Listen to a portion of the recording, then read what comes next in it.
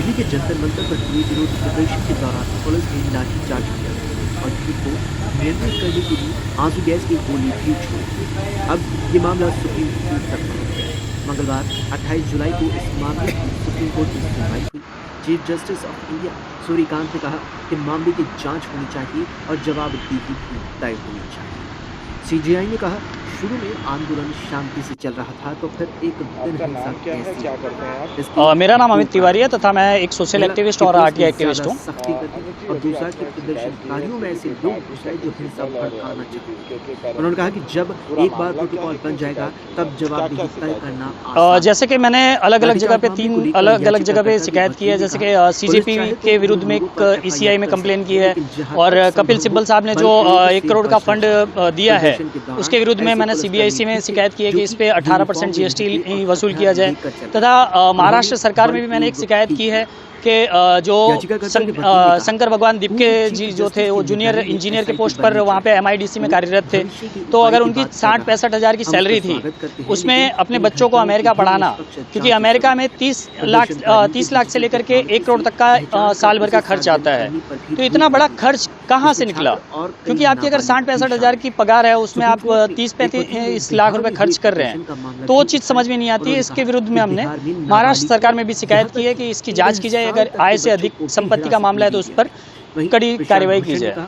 मैं जुनैद का मसला रखना चाहता हूं, उन्हें प्रताड़ित किया जा रहा है। इस पर सीजेपी पे हमने ये शिकायत की है कि ये पहली बात तो सीजेपी जो है कॉकरोच जनता पार्टी, जो ये अपने आप को जनता पार्टी लिखते हैं, पार्टी के हिसाब से ये जिस तरह से बिहेव कर रहे हैं कि हम प्रोटेस्ट कर रहे हैं, हम प्रेस कॉन्फ्रेंस कर रहे हैं, एक राजनीतिक दल की तरह बिहेव कर रहे हैं। तो जब अगर आप राजनीतिक दल की तरह बिहेव कर रहे हैं तो आप चंदा लेते हैं, और अगर नॉन रजिस्टर्ड पर्सन है और आप चंदा लेते हैं तो रिप्रेजेंटेटिव एक्ट 1951 के धारा 29A के तहत आपको पहली बात तो रजिस्टर्ड होना पड़ता है। आपका जो भी चंदा और बाकी चीज़ें हैं वो आपको ईसीआई को देना होता है। तो उसके विरुद्ध में हमने शिकायत की है कि ये रिप्रेजेंटेटिव एक्ट के हिसाब से ये रजिस्टर्ड नहीं है और 1 करोड़ का फंड जो ये ले रहे हैं ये अवैध है। इसके विरुद्ध में शिकायत दर्ज की है, इसके विरुद्ध एक्शन लिया जाए, ईसीआई से हमारी ये निवेदन है।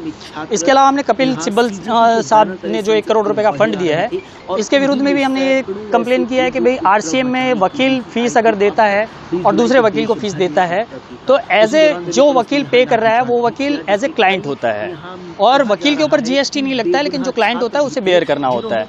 20 लाख के टर्नओवर के ऊपर अगर सर्विस पोर्शन है उस पर 20 लाख पे आपको जीएसटी पे करना होता है। तो यहाँ सर्विस पे 1 करोड़ का सर्विस कपिल सिब्बल साहब कह रहे हैं कि 1 करोड़ का हम इसमें फंड रिलीज कर रहे हैं, फंड दे रहे हैं। तो 1 करोड़ का जो फंड दे रहे हैं उसके विरुद्ध में हमने सीबीआईसी को भी लिखा है कि आरसीएम के तहत कपिल सिब्बल साहब से 1 करोड़ का जो फंड इन्होंने डोनेट किया है या जो फीस दी है तो उसके ऊपर 1 करोड़ पे 18 लाख रुपए इनसे जीएसटी लिया जाए। शिकायत करने के पीछे की क्या वजह है?